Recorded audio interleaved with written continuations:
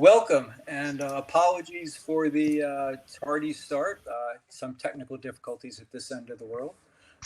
But we're excited to have you join us for the first edition of Talk Polymath, focusing on how COVID-19 pandemic is both similar to, yet different from previous pandemics. I'm Michael Goldblatt, one of the co-founders of Polyplexus, and it's my pleasure to be able to introduce to you this evening's guests, Doctors William Warren and Jose Ramon Fernández-Peña. Jose Ramon has been in public health since graduating medical school. Most of his work focuses on workforce diversity and cross-cultural communications in health.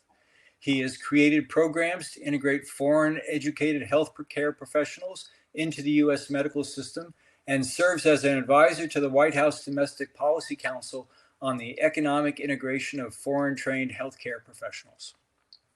In addition to being a director of health professions advising at Northwestern, Jose Ramon is also president of the American Public Health Association and its 25,000 members, whose motto is for science, for action, for health. Bill Warren's path has been less linear, starting professional life as a mechanical engineer and became one of, if not the youngest, program manager at the Defense Advanced Research Agency.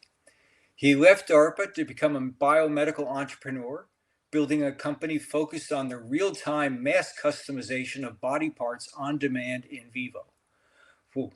Ultimately, his company focused on constructing ex vivo fully human immune systems for the prediction of both vaccine efficacy and adverse reactions. And as sometimes happens in the entrepreneurial world, his success led to his company's acquisition by Sanofi Pasteur. More than a decade later, Dr. where he is vice president and X Biotech, focusing on broadly protective influenza vaccine. Now, Polyplexus is all about conversations intent to focus discussion through the lens of what we already know, in pursuit of what we might discover. And Bill and Jose Ramon are going to discuss the evidence from prior pandemics to shed light on what is different this time and what is the same. Please use the chat feature to ask any questions you might have.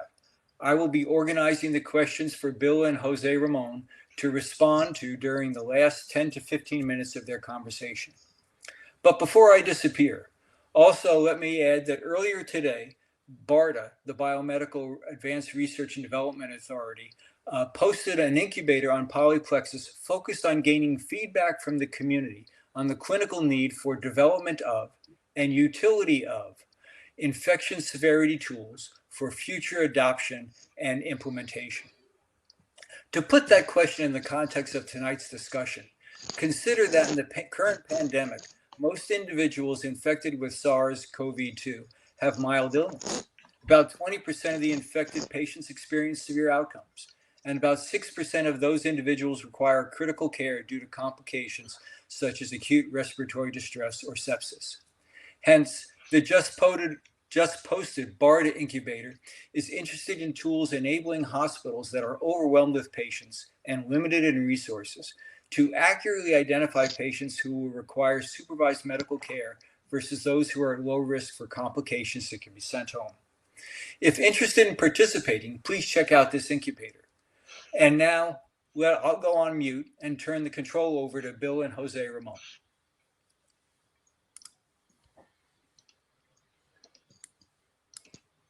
Thank you, Michael.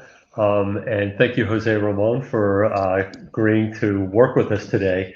And so why don't we start off with the very first question, or the very first topic that Michael had raised about pandemics, past and present, and then later we can segue into the future and sort of discuss really what has changed and what has anything changed, and if it has or has not, what are the things that are similar and what are some of the things that are different than past pandemics?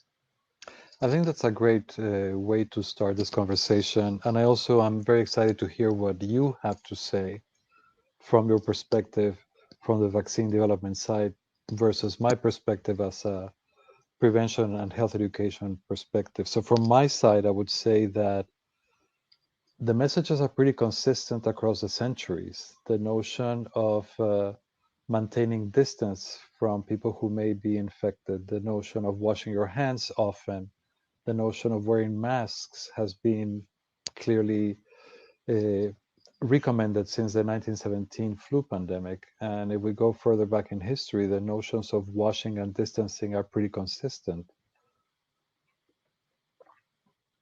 Yeah, I completely agree. In fact, one of the publications that was in Science in 1919, which was following the 1918 pandemic, by Professor George Soper, actually wrote this, and I'm just going to give a direct quote. He said, "The measures which were introduced for the control of the pandemic were based upon the slenderest of theories. Respiratory diseases were not under control." And then he went over and said, "What stands in the way of prevention?"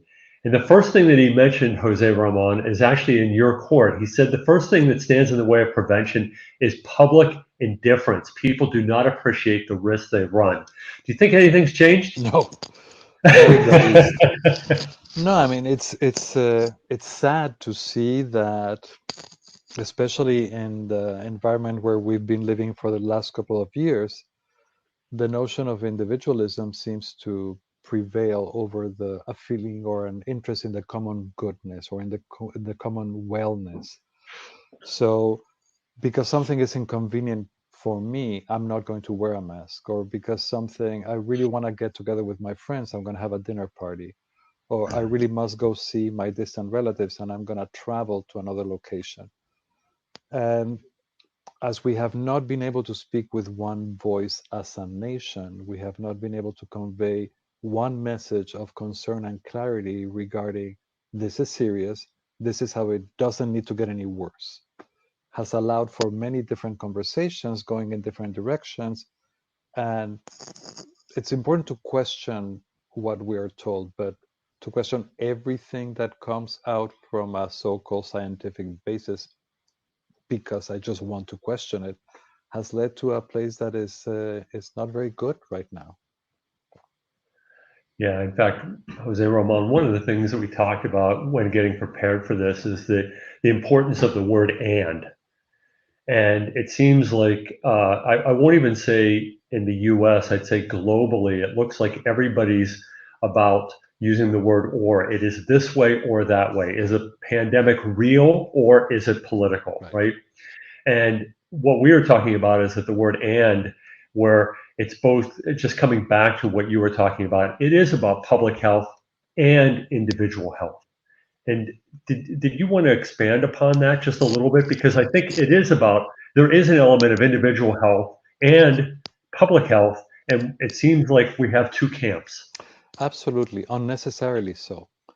Yeah. And let me just go back to the first pandemic of my lifetime, the HIV/AIDS pandemic, where not unlike this time, it was a matter of choosing where to allocate resources. Do we focus on developing treatment and a vaccine versus do we focus on health education and prevention? So the moment the conversation starts with an or, we lose half of the battle already. So the idea that we approach a public health crisis from a uniquely medicalized angle defeats the outcome immediately. So I think it's important to frame this conversation, and we need to do this and we need to do that piece, not one at the expense of the other. Yeah. Would you agree? I completely agree. In fact, I want to expand it a little bit more. So certainly it is about public health and individual health, because it's well known that during the pandemic, some people's individual health actually began to suffer. Depression went up as an example, and just sort of preventative diagnostics, whether it be mammograms or as one example, were really, or cancer screenings, any cancer screenings were down. But the other "and" in this is it is also about micro and macroeconomics at the same time. One of the things that I saw that kind of frightened me a little bit is that according to the International Monetary Fund, the debt is over 100% of the GDP globally now. Okay, so it's over $11 trillion spent on the pandemic. So, it seems as though we have to think about public health and the economics, so we don't devastate economies globally at the same time. And I, I think, one of the things that we're talking about is we're missing sort of a real model that incorporates all of these elements together. Right. And so from a public health point of view, do you see similarly? Absolutely. I mean, right here in Illinois, where I live, we're just going to reopen indoors dining because, when it's 10 degrees outside, you cannot have outdoors dining anymore. And the need to have some kind of economic engine moving forward that allows people to stay housed, that allows people to buy food, that allows people to continue to send their kids to school is essential. So what is the balance between we have to allow for economic activities to continue and at the same time protect the public's health? Yeah. And that's easier said than done. If we're going to be sitting at a restaurant at a table and I'm going to eat, I'm going to necessarily have to lift my mask to eat and then put it down. So every bite up and down and up and down. It's difficult. It's complicated. So we need to be very careful on how we craft our messages to ensure that we take into account people's fears, concerns, but we're nonetheless firm and clear about the importance to adhering to certain behaviors. So I'm glad you mentioned the word that we've got to keep it clear. Okay, so there's different quadrants that a person could be located. One would be that your life is simple and easy. Well, wouldn't that be nice? There's no such thing. But then there's the complex and complicated. And complicated means that there's so many processes, right? And complex simply means that there's many unknowns. I think we've made ourselves in the complex and complicated. And perhaps we should be in the simple, clean messages, even though the pandemic is complex, there's many unknowns. Right. And I think when I think about just messaging from a public health point of view, and even from many researchers, I think they made it complex and complicated, and that is when they lost the trust of the public. Right. I mean, you can please talk about this, but certainly in the entire process of vaccine development and now the rolling out of vaccines, what is the message that we're getting at? How do we address the fears and the concerns and the misinformation that prevails and that gets disseminated perhaps even faster than the actual science-based, evidence-based information? Yeah. Yeah, they just did a study using machine learning, using natural language processing of social media and how they want to deal with a vaccine. And roughly about 80% of the people were neutral, about 13% were negative, and about 7% were relatively positive. And the thing I find interesting is that the megaphone of the 13% that are negative is the loudest. Right. And then they actually, what it said is that they're starting to affect the neutrals, right?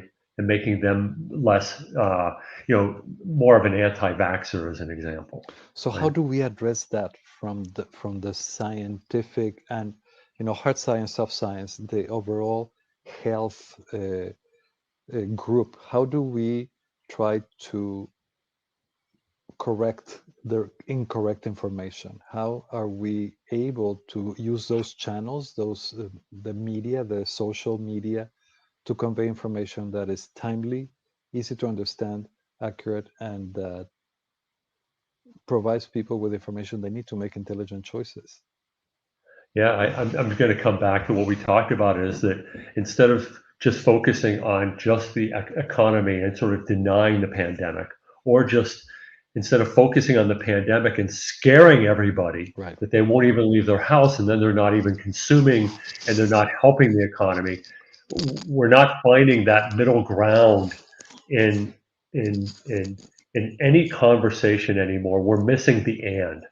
Right, that I think it's easy to like. I can speak. So I'm in Florida right now, and in Florida, things are actually pretty easygoing with respect to restrictions. We have to wear masks, but most companies are open. Most restaurants are open. So I'm not in Florida. You're not seeing the economic devastation when family members are visiting from Pennsylvania. There, it's much the state is more closed. And so really it's probably somewhere in between Florida and Pennsylvania is where we need to be, as an example, right? We don't need it, the whole economy closed, or we don't need a lot of the economy closed down, but we don't need it free willy-nilly where there's, I mean, the outdoor malls here where you wouldn't know it was any different than from 2019. It was just so crowded. I mean, I didn't go, believe me, I didn't go, but you could just see it from the car on the highway, right? But it's just amazing, the two extremes. And where is the and? I think that's what we're missing. Absolutely. And in that image that you present between the similarities or differences between Pennsylvania and Florida, or Illinois in this case, Yeah. I think we need to also acknowledge that the distribution of the pandemic, like in previous cases, is an uneven distribution of the burden of disease, right? There are certain communities that are much more affected, both in their health, in their economics, in their ability to continue to be housed, to feed themselves, etc.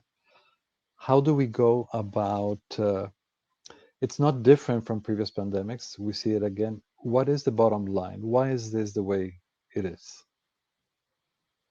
Well, I think that we were a little bit too late in identifying. I think what we needed is a common sense approach by defining what are the hotspots, where this area is a hotspot, which would be probably more densely populated cities, and that's where you have to take more severe measures. Whereas more rural areas, we don't need these strict measures on how with respect to the pandemic. And I think it just depends where because now they're using machine learning to actually predict and actually apps on your phone where they can predict where the hotspots are. Well, if someone knew that there were hotspots, like for instance, in our community, we actually knew where there were some hotspots. And in fact, they mapped it at various different counties within the state of Florida. So we knew where there were problems. And so you just say, okay, I'm not going to go near there. Or if you knew that there were outbreaks at this particular Walmart or this Target, right, you wouldn't go there. And I think that it's just the information, access to the information, because everybody has a mobile phone now. For better or worse, yes. For better or for worse, but that could be one way of dealing with it. It's just really clear. I think what you said is it's clear information, because one of the things that you and I were talking about before is in epidemiology, they have the SIR model, the susceptible infectious recovery model. And this is basically where you can get the R naught, the reproductive, oh my gosh, I'm having a hard time with my words today. The R naught, basically how fast the virus actually transmits from person to person. And the thing that's interesting is they found that, as an example, the R naught for Justin Bieber is 24. Okay, the R naught for SARS-CoV-2 is about 2.4. So if Justin Bieber has an R naught of 10 times, and social media has taken both good information and misinformation seems to have a very high R naught. And that's, we don't want to police language because that's not what we believe in, but somehow we've got to police, somehow we've got to counter misinformation with truth. Absolutely. How do we make then the population a more educated consumer, or better able to discern the truth from the rumor or the speculation? Yeah. And to be honest, I think it's at an individual level when you actually have conversations. And I think sometimes people insult one group versus another group, and that's not the way of doing it. I think it's more of, let's have the discussion, let's have an honest discussion or an honest debate, and we should probably publicize these types of things as well, so that people can hear both sides, hear one with the evidence and hear one with, well, this is what I believe. Yeah. I want to. Yeah, it's a tough one. I want to pick up on something that you mentioned about the different areas that had higher prevalence, or where it was easier to acquire the the virus, etc. It could be in larger urban areas, or it could be in meat packing factories in Iowa. So it was the density of the population, right? It doesn't necessarily have to be in the subway in New York City. Yeah. So with that in mind, now that we find ourselves with a vaccine, with a real tool, and I like to equate that to a degree with back in the 80s, if you had one last condom, who did you give it to? You gave it to the person that was HIV positive. So if we have to decide on how to allocate vaccines, who should we be prioritizing? As we have decided that we're prioritizing frontline workers and then age groups, essential workers, etc. Is that, from your perspective, the best way to go about it? That is a loaded question and a very good one, okay? Because it really gets into, do we want to follow the math, or do we want to follow, or do we want to deal with the ethics of it, Right. right?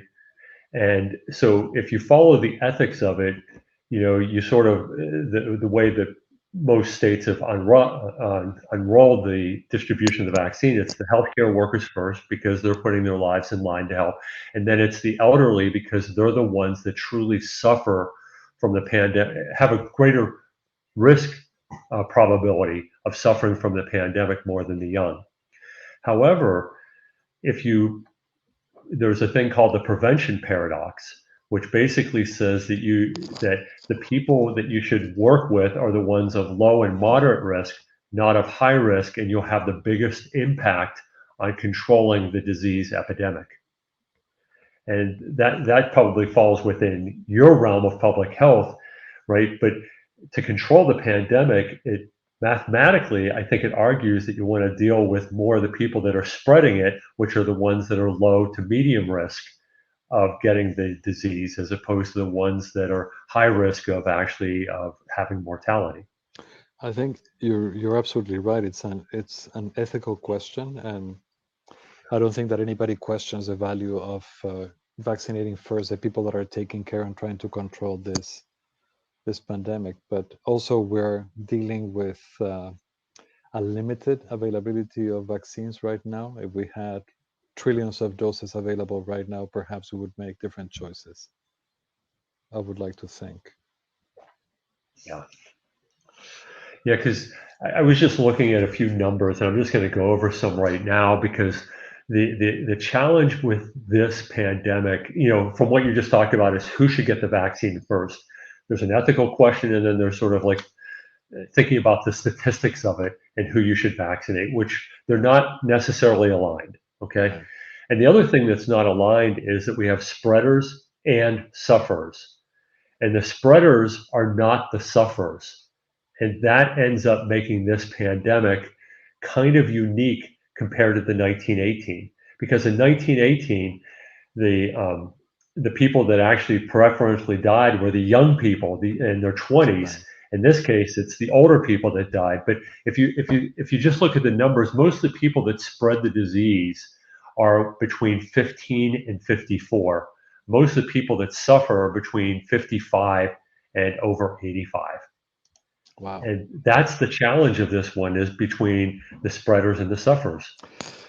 Yeah, and this is what is different from that pandemic, but yet the similarity remains on the lack of the distribution in and of itself was uneven. People that lived under conditions in which they were more clustered together perhaps were more deeply affected than those who had the ability or the space available to not be together at the same time, right? Among other things. Yeah, the other big difference between previous pandemics and this one is between asymptomatics and symptomatics. The asymptomatics roughly are now believed to comprise of at least 20% of the population are believed to be asymptomatic. So that means that they have had the virus and they probably spread it and didn't even know. And that's a huge challenge compared to other pandemics, because people are spreading it and they don't even know. Yes, and yes, this is also an airborne transmission as opposed to others that required vectors or intimate contact to spread the pandemics. I think that what is common as well is I think the fear and the misinformation, I'm back to this, it not only disseminates faster, but sometimes trumps the adequate information, and people, even people who want to make the right choices, are at a loss as to what advice to follow. Yeah. And I'm still, I Yeah. mean, in my head, I'm still struggling with that one. I say, how do we become not only more aware, but more proactive about jumping faster in order to not find ourselves in the spot we have found ourselves historically? It's like, oops, what happened? Yeah. Yeah. Yeah. You know, you mentioned the AIDS epidemic a few times, and I just wanted to go over a few different um, pandemics and with their death toll and how long it took to develop a vaccine. So if you think about the 1918 pandemic, the death toll was somewhere around 50 million people. And it took about 25 years before they could actually deal with it, right? Um, SARS, which is the cousin to SARS-CoV, only about 1,000 people have died, and it's 17 years and ongoing without a vaccine, right? Ebola, about 11,000 people, and it took 43 years to develop a vaccine. AIDS, it's around 25 to 35 million people and no vaccine, mostly because the virus mutates so much. And then this COVID-19, we have somewhere north, we're getting close to 2 million people dying, and we had a vaccine in 11 Amazing, months. amazing. It's amazing. And so when, even though we talked that many things haven't changed from social distancing to masks to misinformation and public indifference, one of the things that really changed this time is technology. Right. Can you talk about that? Why were we able to get here so fast? It's really like light speed. It really is light speed, and I think it's due to a number of things, right? One is, this sounds kind of silly, but it's due to money. Uh, Operation Warp Speed in the U.S. provided a significant amount of money, and that actually fueled a lot of things. And at the end, fueled a lot of the advances. So we even have a vaccine now, How right? significant? But we're going I'm to sorry talk. to interrupt you. How significant is that amount of money? I think it was extremely significant because what it did is the government bore the risk Right. to develop the vaccine. But more importantly, even if certain companies didn't take money to develop it, they actually could manufacture at risk because the government was essentially saying, I will buy X, 200 million doses from you at this price. So that was a huge incentive for the pharmaceutical companies and the biotech companies to actually participate. And money fuels things. So I think that's one big difference. But that's not a technology. The other technology that really came in were basically sequencing technology. So we can do deep level sequencing. So the SARS-CoV-2 virus was sequenced within days, if probably even faster, and sent out to the entire public. And then the next thing that came in is that we started bringing in messenger RNA vaccines, mRNA vaccines. And they had never been tested before or approved before for a vaccine, but it ended up that there were companies that went from sequence to GMP material to start a phase 1 within 42 days. That's unprecedented. Never been occurred before because of technology. So there's a lot to be said that a lot of people sort of poo technology, but it's because of technology that we have a vaccine now. Is there something to say for the international cooperation behind this? You know, I'm going to say that the international cooperation was not very good. Okay. I can give multiple examples, but I probably won't.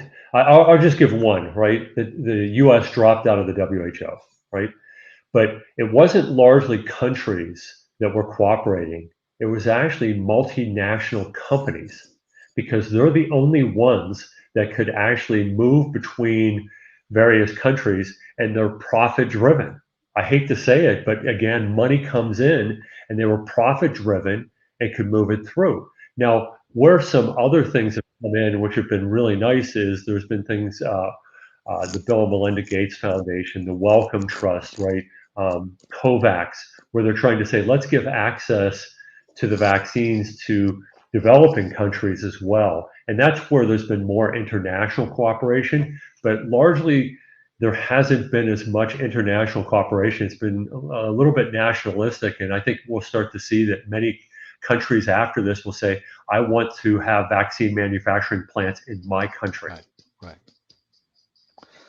right. Do you see similarly or differently? No, I agree with you, but I recall in the beginning the big talk about the international cooperation and this German laboratory working with Pfizer, and then the Oxford AstraZeneca piece and the Moderna and this international scientists. But I think you hit it in the head again. It has been multinational industries that have been the catalysts to get this so fast. And also, I think we see it now that there is again an uneven distribution of resources as to who's getting how much vaccine. So I think of my native Mexico, where there's 130 million people living, and I think that the supply of vaccine available is very limited. And I imagine that in other parts of the world, the supply of vaccine is even further limited, and the ability to distribute vials that had to be at temperatures of minus 60 degrees is going to be very challenging. Yeah, I agree. So just getting back to some of the other things, it wasn't just technologies, but as you mentioned, it was about partnerships. It was also about health authorities working with the companies, and whether it be in Europe or whether it be the FDA in the US or other health authorities. It's been about global epidemiology, which has been very good. It's been about logistics, and we're going to talk about logistics next because that's sort of the tall pole in the tent. But I think it's been sort of a lot of things, from technologies to partnerships to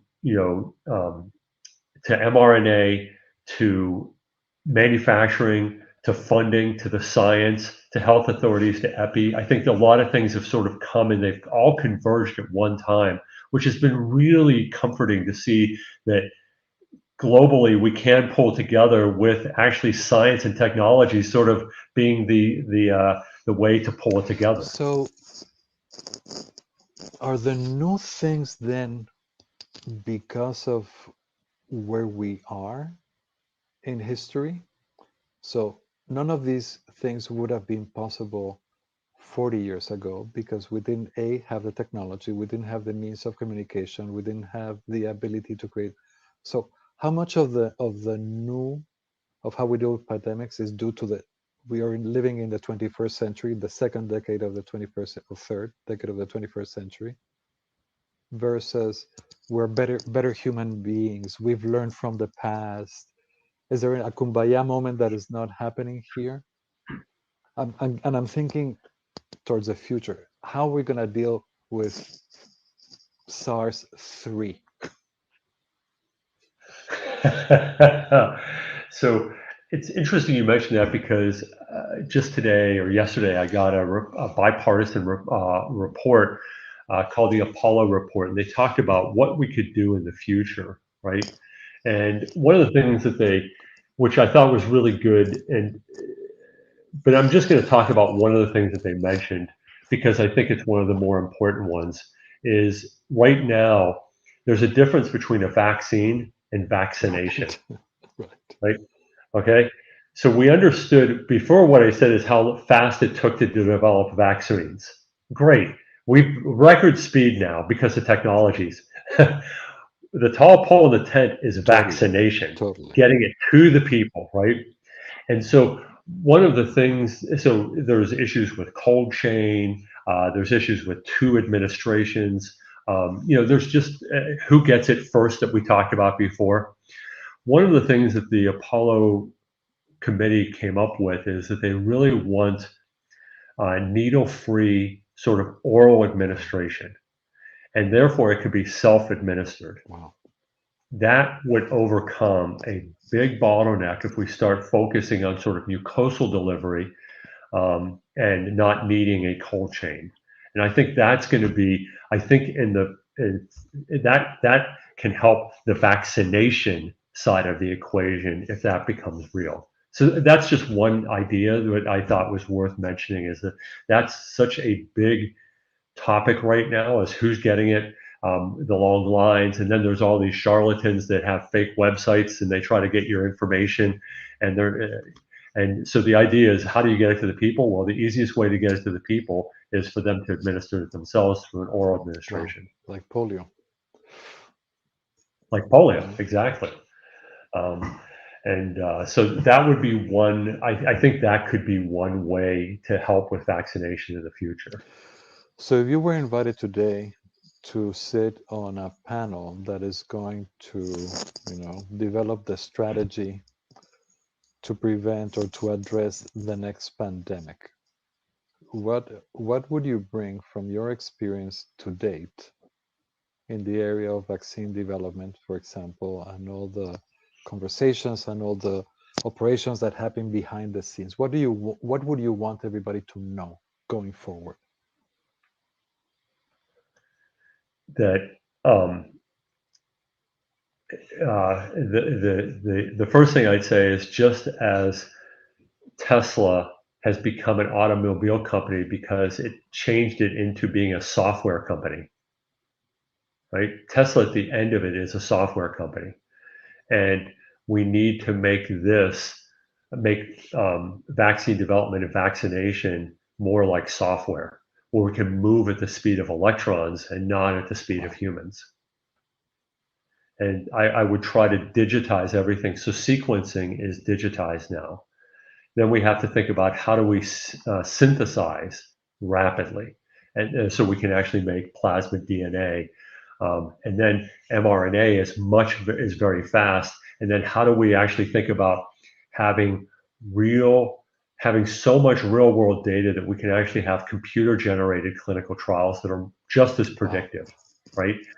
So then you can think about, how do you digitize everything, and how do you digitize a human and predict how a human will respond, right?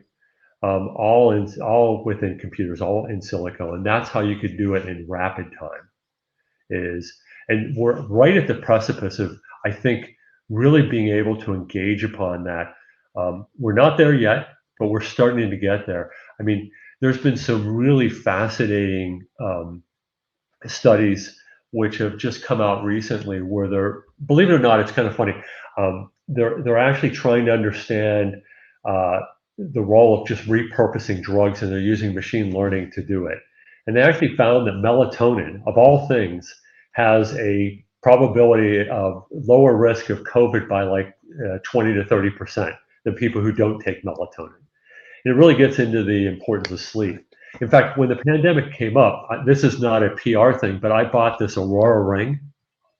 Okay, and this is basically a fully it's a ring that actually has all these electronics. It measures your heart rate variability, it measures your core temperature, it measures how many steps, right? It measures your sleep patterns, whether you're in REM sleep or deep sleep or light sleep.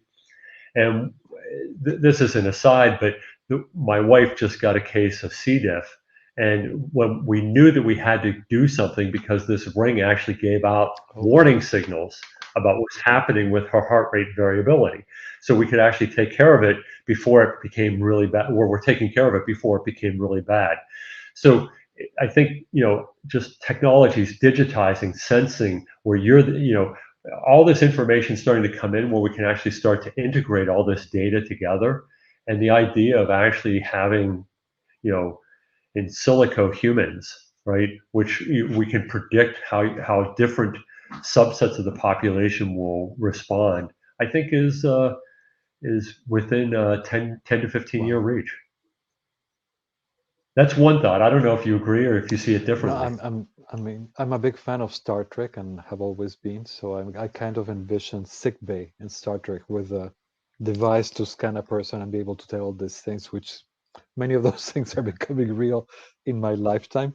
Yeah, And it gives me hope for the future because this is not a pipe dream. This is actually, we're almost there. We're very close to those kinds of things. What I would add to this is I would want to be invited to that same group and table and talk about the non-futuristic, still valid truths of today, the importance of a consistent message, the importance of trying to alleviate the conditions that actually create the basis for disparities and the uneven distribution of disease. I would like to ensure that there are people that can come from different angles and different perspectives and can offer why that would not work in this particular community or that community, and there will be that awareness in the development and distribution of the prevention messages and of the vaccine vials. So that kind of a more holistic approach, it's not the or, it would be really the and have a conversation that yeah. supports both pieces so that we can have a real positive outcome. So one of the things really important about vaccination is it's not just about protecting you, it's about Right. protecting others. So the whole thing is it's about you Correct. and me, right? Again, an and thing. How do we get the message that vaccination is about being others focused from a public health point of view, right? Because we're so self-centered anymore. And I think we need to learn to be others focused. And perhaps that's part of the challenge that we have. Absolutely. We've been working at APHA on guidelines with other partners to convey messages that are vaccine positive. So rather than going what you said a couple of minutes ago, it's not about punishing anybody. It's about helping people understand the importance of this is something I do for myself and for my community. This is something I do so that my neighbor can return to work. This is something that I do so my grandmother doesn't have to be hospitalized. This is something that is not I'm protected, I'm good. You figure it out on your own. Yeah, It's really how are we a yeah, system that is interdependent and that your wellness is my wellness. How can we make it yeah, uh, so that it's understood that way is a task. It's a task. yeah. Because if we're going to get herd immunity, the number, depending on what numbers you listen to, it's got to be somewhere between Right. 60 and 80% of the people need to be vaccinated. If we don't get that herd immunity, then these mutants are going to start creeping up more and more. And then, the coronavirus could become like a seasonal vaccine that you have to take, just like influenza, in which it mutates all the time. So if everyone's kind of participates in this, we could get the herd immunity and actually try to stop the virus, or at least try to contain it a little bit more than what we That's have. what we would hope for, right? Yeah, yeah, yeah. I guess I'm just sort of at a loss at the idea of the misinformation, the not wanting to be others focused, and what are we turning into? Yeah, I mean, I was speaking with some friends a couple of months ago, and one of them was in charge of the simulation, disaster simulation plans, this tabletop exercises where they envision crises. And she was saying that in their exercises, they have factored everything for the outbreak and this, and where you go, the hazmat suits, everything else. But one thing they had not factored into that scenario was politics. Politics. What's what? Sorry, politics. And Yeah, this has been a yeah, lesson.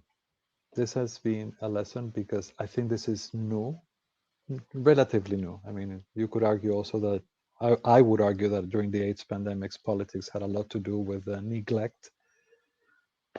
But Yeah. it's certainly a factor that I don't know that it was a factor in 1918. But certainly if we did a regression analysis of all the variables that have gotten us to the point where we are, I think that variable politics would account for quite a degree of the variation of the spread of the disease. I agree. I agree. I think especially initially, the first, and then things started to change slowly. But you're right. It let it go. But it's almost this one. I think there was a little bit of indifference. I have to admit, I'm in the vaccine world, and I heard about this in China, and I actually sort of, this is me personally, I sort of stuck my head in the sand for a little bit and said, well, I just wonder if this is going to be another, Right. Zika, right? Which sort of was really bad because it caused microcephaly, but at the end it sort of just puffed away. And I was sort of half wondering, is the sky falling? Is the sky falling? And is this going to be like another Zika? And do I need to really think about it? And I mean, I was always watching it, but you never really pay attention, and you watch it, and then all of a sudden it hits, and it's just like, oh, I saw this coming. Why didn't I do And that's anything about it? Mr. in the vaccine world. The rest of us mere mortals. It's like, what do we have to go with, right? Yeah, I mean, it's. I think we're going to be much more aware, and this gets into. I see that Stephen Morris is asking a question about surveillance, and some of this gets into surveillance, and some of it is we need better surveillance. I completely agree, but some of it is we can't be too laissez-faire, and we can't be too much of an alarmist, and how to know which one is when to be which one. Can be kind of difficult. And his question was about the prevention paradox you mentioned, and would it require identifying the spreaders Right. first? Without a good surveillance strategy, you can't do that, period. And that has been another problem, that there were so many surveillance tools out there, not consistent, not reliable, and everybody was doing whatever they could be, but there was not a local one repository of accurate information. Yeah. Yeah, if you can find the super spreaders, those are the ones to get first. Absolutely. And and I think some of the surveillance that's out there, that at least that I'm aware of, GSAID has been doing a really good job, and they do it for flu and for COVID-19. But what would be really nice is if we actually had, better surveillance for respiratory diseases in general, and more holistically, and not, but including RSV, and just really monitoring these so we can actually know. But we still have to be careful of the alarmist versus laissez-faire, and to know when, because if we're too much of an alarmist all the time, people are going to get lax and not believe. And if we're too laissez-faire, something's going to hit like it did this time, and we acted Bill, too since late. you've gone to the questions, in the time we have left, there's some really interesting questions here. One of which concerns clinical trials and ways to accelerate clinical trials. You mentioned earlier that in silico is where you want to be, but is there a challenge studies, both ethically and technically, before we get to in silico?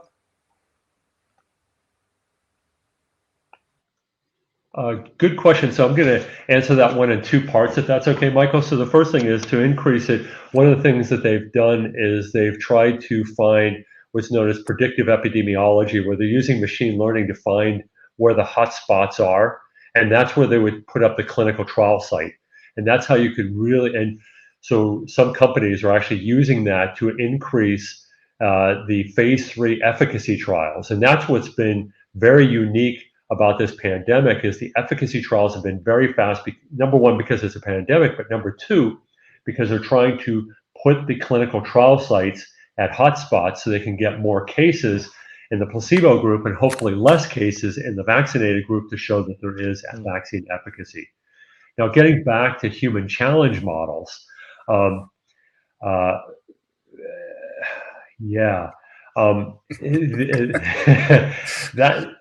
human challenge models are typically easier to do when you have a therapy against it. Okay, so for instance, there's human efficacy trials against influenza. Well, it's because we have antivirals against influenza that we can have these. Okay, ethically we can have these, but for a pandemic, when we didn't know what if there was a therapy again, now there are some therapies, but we didn't know what the therapies were, so it would have been difficult to have a human challenge model. If somebody got sick and you couldn't, first of all, you didn't know if they were going to die or not, which we don't know, and then if we couldn't treat them. So I think if there are, for a pandemic, if there is an antiviral or therapeutic that could reduce the disease severity after the fact, I think ethically you could do it, but otherwise I would personally stay There away is, from it. Do you agree, Jose Ramon? okay, there is another question here. Somebody's been doing their homework because in my rush to catch up with the 7 minutes that we had a late start, I forgot to say that you were with Sanofi, and in particular that you're in charge of FluNXT. And so somebody here has asked about a broadly protective influenza vaccine. How do you go about developing that? Is there anything you can say? Or from a technical perspective, I'm maybe from a probably technical perspective, what would you look for in any, say, take COVID, for example? You now have mutations coming about. You've indicated that you hope to slow the rate of mutation with herd immunity.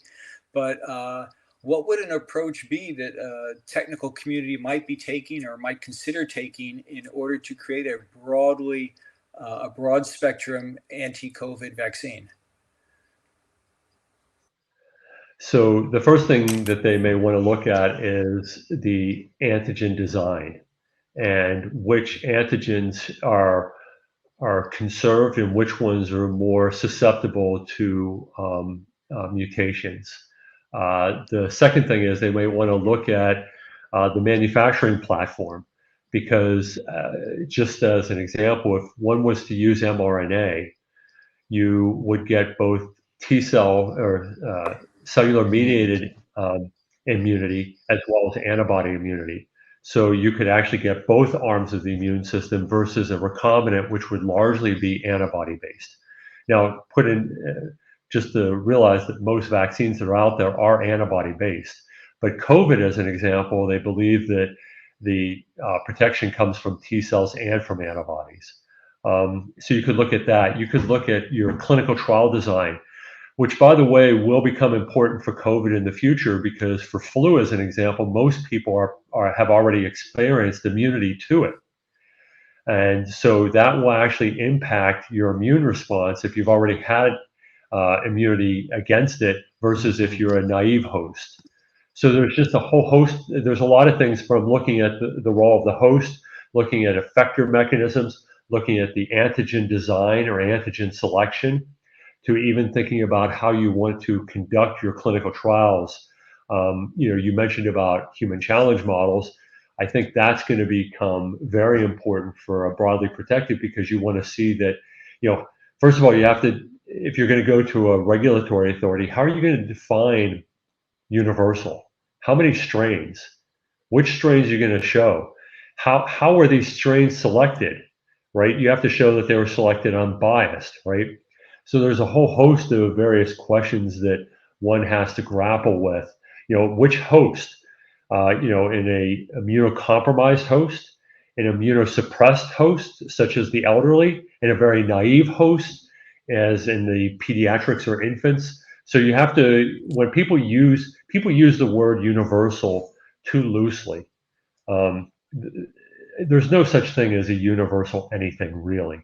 I hate to say that, but I mean,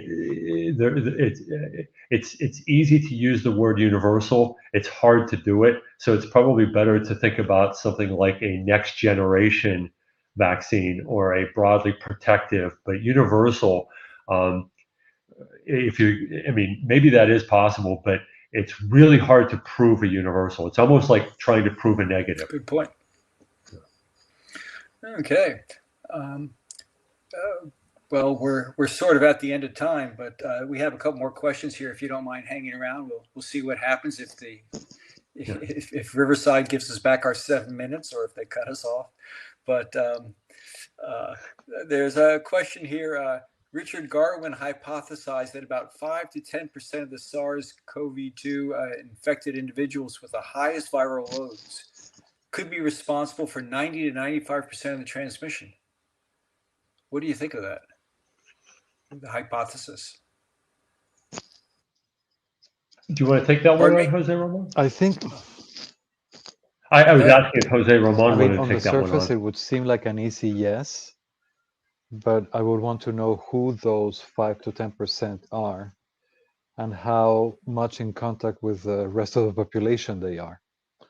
So if we were talking, for example, about college students that living in dorms, then that could be the super spreading opportunity is right there.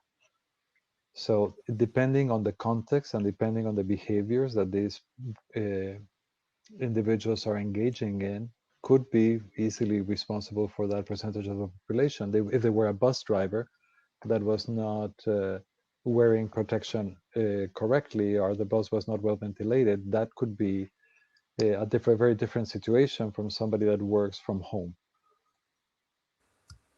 Okay. Yeah, just to follow up with that question, I use the word universal and I don't believe it, but I am going to say that I believe in one universal law, which is the 80-20 rule. Some people say that 20% give it, 80% of the givings, right? But I've heard that 20% of the population are giving rise to 80% of the infections. I think Richard Garwin is sort of taking that sort of 10 to 90%. Okay, he's believing in the 10-90. But I think there's probably some truth to it, because that 80-20 rule seems to hold all the time. It really does. And it's really due to the role of these massive super spreaders. So I think there could be some truth to that. Okay. Well, thank you very much. I think this was absolutely awesome. I could have interrupted you earlier, but the conversation was so good, I felt we ought to let it go. And we'll identify the rest of the questions, and I'll try and figure out how to get answers to those people who didn't get their questions answered. But in the interim, thank you. This was our first talk polyplexus. I mean, a talk, and I am absolutely delighted. I think it was wonderful. You two are marvelous guests, and I appreciate the time and the energy and the thought that went into it. So thank you very much. Thank you. Thank you, Bill. Okay. Thank you, Michael. Take care. Thank you, Jose Ramon. Bye-bye. Thank you. See you. Bye-bye.